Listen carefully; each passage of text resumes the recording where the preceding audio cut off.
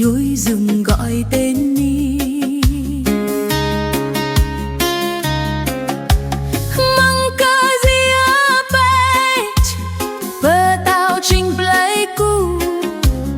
cơ y cơ a nông cơ lời hơi không phai hey hey cơ y hay măng bơ